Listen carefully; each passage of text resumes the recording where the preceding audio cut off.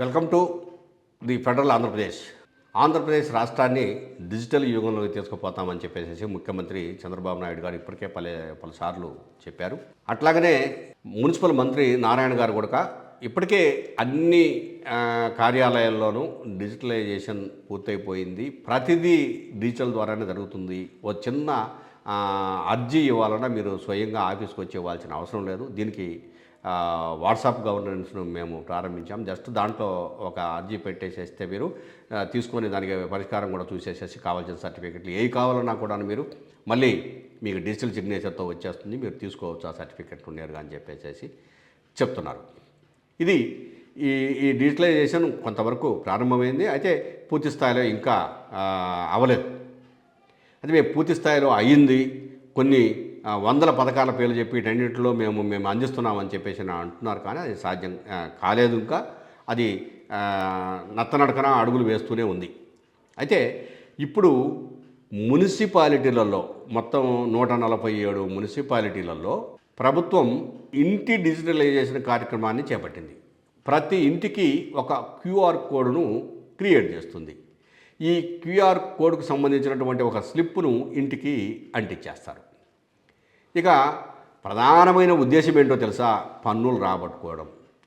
ఈ పన్నులు రాబట్టుకోవాలంటే వాళ్ళకు నోటీస్ ఇవ్వాలి, 2-3 రోజులు తిరగాలి, దానికి ఒక టైం ఇవ్వాలి, వాళ్ళు చూసుకోవాలి, ఆ డబ్బులు తీసుకొని చూసి కట్టాలి, ఇదంతా ఉంటుంది. ఇప్పుడు అలా కాకుండా ఇంటికి సంబంధించినటువంటి కొలతలు, వివరాలు, అట్లాగనే ఎంత పన్ను వేస్తున్నాము, ఈ వివరాలన్నీ నమోదు చేస్తారు. అట్లాగనే ఇంట్లో ఎంతమంది మనుషులు ఉన్నారు, మొత్తం ఇంటి డేటా అంతా నమోదు చేస్తారు. నమోదు చేసి దానికి ఒక క్యూఆర్ కోడ్ను క్రియేట్ చేసి ఇంటి ముందు అంటించేస్తారు. అది ఇంటి యజమాని ఆ క్యూఆర్ కోడ్ను స్కాన్ చేస్తే నేను ఇప్పుడు ఈ నెలలో ఏమేమి చెల్లించాలి, లేకపోతే నాకు కావాల్సినవి ఏంటి అని అన్నీ తెలిసిపోయే విధంగా ఉంటాయని చెప్పేసి మంత్రి నారాయణ గారు స్పష్టం చేస్తున్నారు. ఇప్పుడు ఈ లెక్కన క్యూఆర్ కోడ్ను రెడీ చేసి ఇంట్లో పెట్టేసేసి డిజిటలైజ్ అయిపోయింది.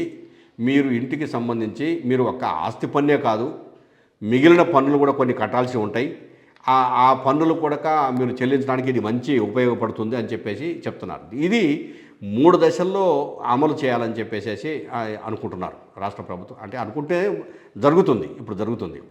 మొదటిది ఏంటంటే ఈ క్యూఆర్ కోడ్ను రెడీ చేసేసేసి ఇంటికి పెట్టేసేయటం. ఇది ఒక లింకు, దీని ఏమంటామంటే ఆస్తి పన్ను లింక్ అనేది క్రియేట్ చేసి పెట్టడం అనేది జరుగుతుంది ఫస్ట్. తర్వాత రెండో దశ ఏంటంటే ఈ మనమిత్ర యాప్ ఏర్పాటు చేశారు కదా, ఇప్పుడు ఇది మనమందరం చూస్తూనే ఉన్నాం, ఈ వాట్సాప్ గవర్నెన్స్. దీని ద్వారా కావాల్సిన ఈ సమాచారం అంతా కూడాను దాని ద్వారా తెలుసుకోవచ్చు. దానికి లింక్ చేస్తారు, ఇది ఈ క్యూఆర్ కోడ్ను. ఆ తర్వాత భారత్ బిల్, ఇది పేమెంట్ సిస్టమ్, అంటే భారతదేశంలో పేమెంట్ సిస్టమ్కు సంబంధించి ఒక భారత్ బిల్ అనేది కేంద్ర ప్రభుత్వం ప్రవేశపెట్టింది. ఈ భారత్ బిల్కు మళ్ళీ ఈ క్యూఆర్ కోడ్ను అనుసంధానం చేస్తారు. అంటే ఒక ఇంటికి సంబంధించినటువంటి వ్యక్తి మనకేమన్నా బకాయిలు ఉన్నాడా, ఉంటే ఎంత మొత్తంలో బకాయిలు ఉన్నాడు ఏంటి అనేది ప్రభుత్వం తెలుసుకోవచ్చు.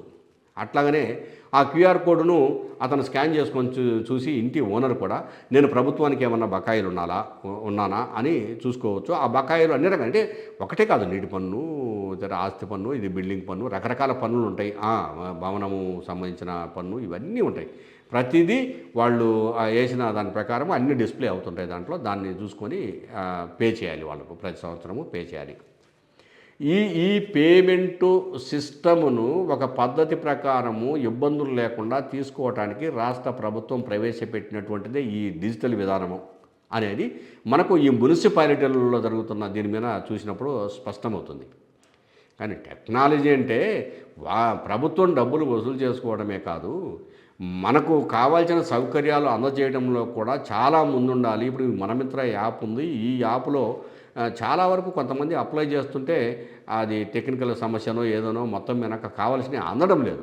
దాని మీద ప్రభుత్వం దృష్టి పెట్టాలి, ఆ సమస్య లోపాలు లేకుండా చూడాలి.